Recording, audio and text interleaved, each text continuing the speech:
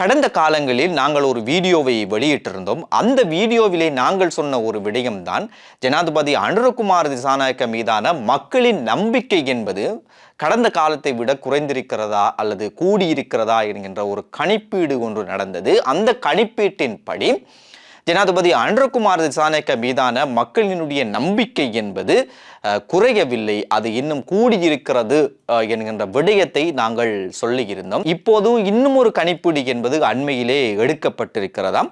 இந்த கணிப்பீடு என்பது இந்த அரசாங்கத்தினுடைய இப்போதைய செயற்பாடுகளும் இந்த அரசாங்கத்தை இவர்கள் கொண்டு செல்வார்களா, மக்கள் மத்தியிலே இவர்கள் மீது ஒரு நம்பிக்கை இருக்கிறதா, இந்த அரசாங்கத்தின் மீது ஒரு நம்பிக்கை இருக்கிறதா என்பது குறித்தான இன்னும் ஒரு கணிப்பீடும் அண்மையிலே எடுக்கப்பட்டிருக்கிறதாம். அந்த கணிப்பீட்டினுடைய முடிவுகளை பார்க்கின்ற போது எதிர்க்கட்சிகளுக்கு இது ஒரு அதிர்ச்சியூட்டும் ஒரு கணிப்பீடாகவே இருந்திருக்கிறதாம். அதாவது தேசிய மக்கள் சக்திக்கு தேர்தலின் போது வாக்களித்த அந்த 100% மக்கள் இப்போதும் அதே 100% மக்கள் இந்த அரசாங்கத்தை நம்பிக்கொண்டிருப்பதாக அந்த கணிப்பீடு என்பது சொல்கின்றதாம். அதில் இன்னும் அவர்கள் அதே கருத்தில் இன்னும் இருப்பதாக சொல்லப்படுகிறது.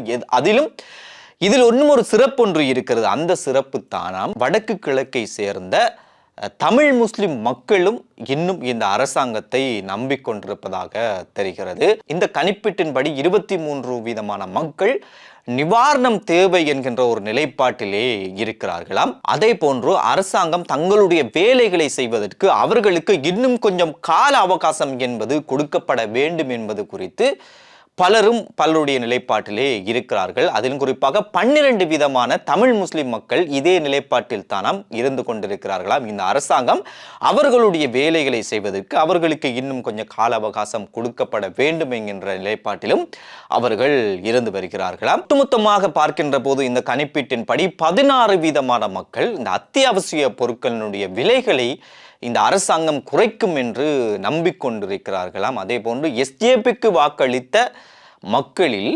36% இந்த அரசாங்கத்திற்கு கால அவகாசம் தேவை என்கின்ற நிலைப்பாட்டில் இருக்கிறார்களாம். இதே நிலைப்பாட்டில் மொட்டு கட்சிக்கு வாக்களித்தவர்களும் கால அவகாசம் தேவை என்பதிலே இருந்து கொண்டிருக்கிறார்களாம். இவ்வாறான கணிப்பீடு அரசாங்கத்துக்கு சார்பாக இருந்திருக்கின்ற இந்த வேளையில் இந்த கணிப்பீடு என்பது எதிர்க்கட்சிக்கு ஒரு அதிர்ச்சியூட்டும் கணிப்பீடாகவே இருந்திருக்கிறதாம். இதற்கிடையில் இந்த அரசாங்கம் என்பது வெளிநாடுகளுடனான உறவுகளை விரிவுபடுத்தி வருகிறது. அதை இன்னும் பலப்படுத்தும் வேலை திட்டங்களிலே அவர்கள் இறங்கி இருக்கிறார்கள். இதன் ஒருபடியாகத்தான் ஜனாதிபதி அனுரகுமார் திசாநாயக்க அண்மையிலே துபாய் சென்றிருந்தார். துபாயிலே இடம்பெற்ற அரச உச்ச தலைவர்களுடைய அந்த மாநாட்டிலே அவர் பங்கு கொண்டிருந்தார். நாங்கள் நேற்றும் ஒரு வீடியோவிலே சொல்லி இருந்தோம்.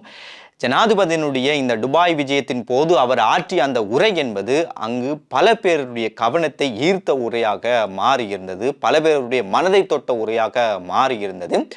அவர் அதிலே ஒரு குறிப்பிட்ட ஒரு விடயம் என்பது அங்கிருக்கின்ற அனைத்து அரச தலைவர்களுடைய கவனத்தை ஈர்த்த விடயமாக இருந்தது.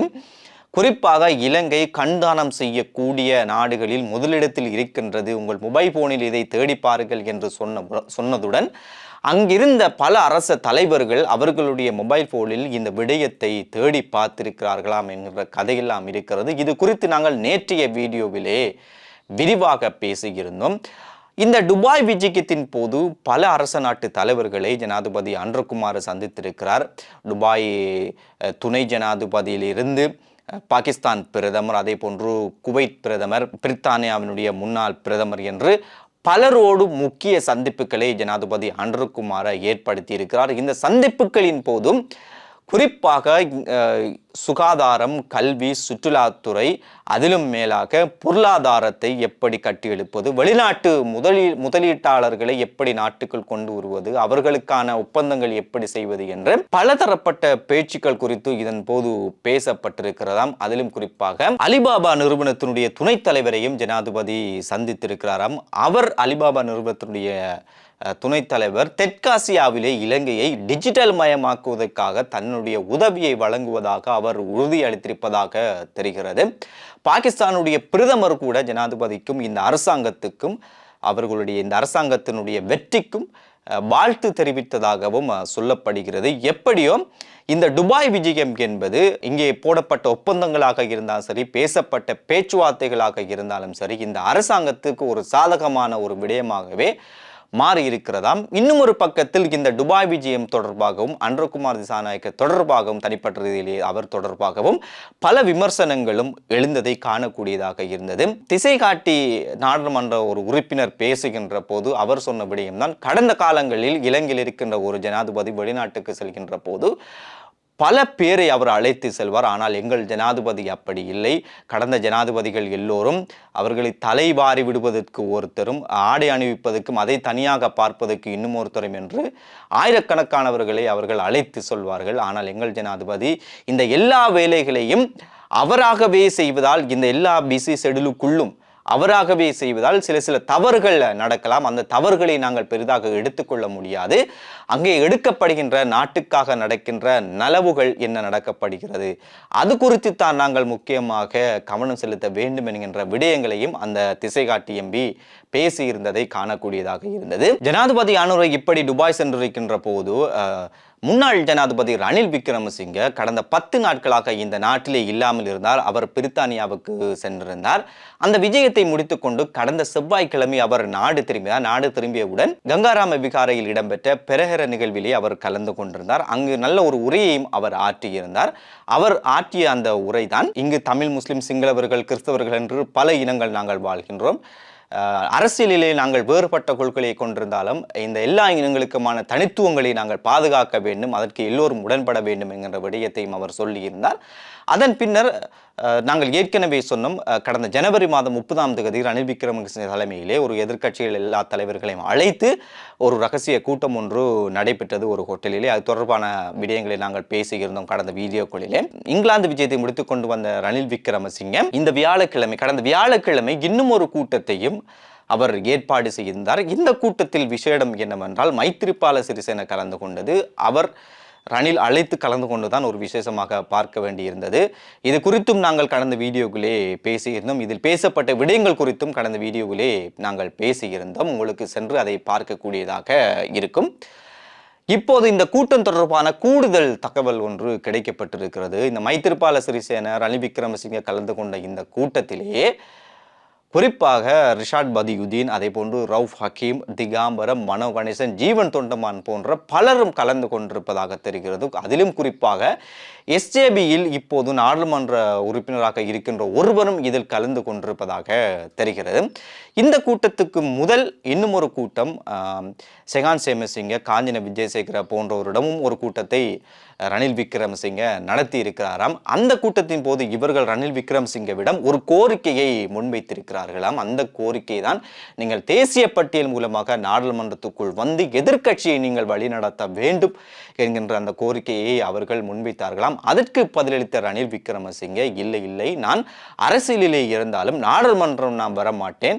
இந்த தேசிய மக்கள் சக்தி எதிர்காலத்தில் பெரிய கஷ்டங்களை அவர்கள் எதிர்கொள்வார்கள். அந்த நேரத்தில் ஒரு நாட்டு தலைவர் தேவை. அந்த தலைவரை தேடுகின்ற வேலையை நாங்கள் இப்போதே செய்ய வேண்டும் என்று ரணில் விக்ரமசிங்க அந்த இடத்திலே சொல்லி இருக்கிறாராம். அதற்கு அங்கிருந்தவர்கள், நீங்களே வந்து அதை பொறுப்பெடுக்கலாமே, ஏனென்றால் இப்போது இந்த அரசாங்கம் கவிழ்க்கப்படுகின்ற போது இந்த அரசாங்கத்தை பாரம் எடுத்து செய்வதற்கு சஜித் பாரம் எடுக்க மாட்டார், எனவே நீங்களே அதை செய்யலாமே என்று சொல்ல, அதற்கு ரணில் விக்ரமசிங்க, இல்லை, நான் அதை செய்யக்கூடாது, வேறொரு தலைவரை தான் நாங்கள் தேட வேண்டும், அந்த வேலை தான் நாங்கள் இப்போதிருந்தே செய்ய வேண்டும், நாங்கள் பழையதையெல்லாம் மறந்துவிட்டு எதிர்கால அரசியலுக்காக எல்லோரும் ஒன்றுபட வேண்டும் என்கின்ற விடயத்தையும் ரணில் விக்ரமசிங்கே இந்த இடத்திலே பேசியதாக தெரிகிறது. அதே போன்று மொட்டு கட்சிகளில் பிரிந்த முன்னாள் ராஜாங்க அமைச்சர்கள், முன்னாள் பாராளுமன்ற உறுப்பினர்கள் என்று கிட்டத்தட்ட 25 பேர் மீண்டும் மொட்டு கட்சியோடு இணைவதற்கான பேச்சுவார்த்தைகள் முடிவடைந்திருப்பதாக தெரிகிறது. அது வெற்றிகரமாக முடிவடைந்திருப்பதாகவும் தெரிகிறது.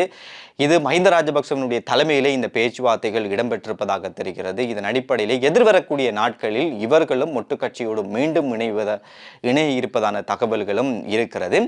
இதற்கிடையிலே 2 நாட்களுக்கு முன்பதாக, அமெரிக்க தூதரத்துக்கு முன்பதாக USAID பணம் தொடர்பான சர்ச்சை இப்போது போய்கொண்டிருக்கிறது. இந்த சர்ச்சையின் காரணமாக சரத் வீரசேகர தலைமையிலான ஒரு குழு அமெரிக்க தூதரத்துக்கு முன்னால் ஒரு எதிர்ப்பு ஆர்ப்பாட்டத்தை செய்திருந்தனர். குறிப்பாக ஜூலி சங் கோ ஹோம் என்ற அந்த தொனியிலே அவர்கள் அந்த ஆர்ப்பாட்டத்தை செய்திருந்தார்கள். இந்த ஆர்ப்பாட்டம் நடந்து 24 மணி நேரம் முடிவடைவதற்கு உள்ளே ஜூலி சங்கம் மொட்டு கட்சியினுடைய தலைமை அலுவலகத்துக்கு சென்றிருந்தது என்பது மொட்டு கட்சியை ஒரு அதிர்ச்சிக்குள்ளாக்கிய ஒரு விடயமாக மாறியிருந்தது. அங்கு சென்று அவர் இது தொடர்பான பல விடயங்களை அவர் பேசியிருந்தார். இருந்தாலும் அவர்கள் இந்த ஆர்ப்பாட்டத்தை செய்யவில்லை, அது வேறொரு குழுவினர் அந்த ஆர்ப்பாட்டத்தை செய்தார்கள், நாங்கள் அதிகாரபூர்வமாக நாங்கள் அந்த ஆர்ப்பாட்டத்தை செய்யவில்லை என்கின்ற விடயங்களை மொட்டு கட்சி சார்பாக ஜூலி சங்கிடம் அவர்கள் சொல்லி இருந்தார்களாம். இருந்தாலும் அந்த மொட்டு கட்சியினுடைய அலுவலகத்துக்கு பின்னால் இன்னும் அந்த ஆர்ப்பாட்டத்தில் பயன்படுத்தப்பட்ட பதாதைகள் இருப்பதாகவும் இன்னும் ஒரு கதை சென்று கொண்டிருக்கிறது.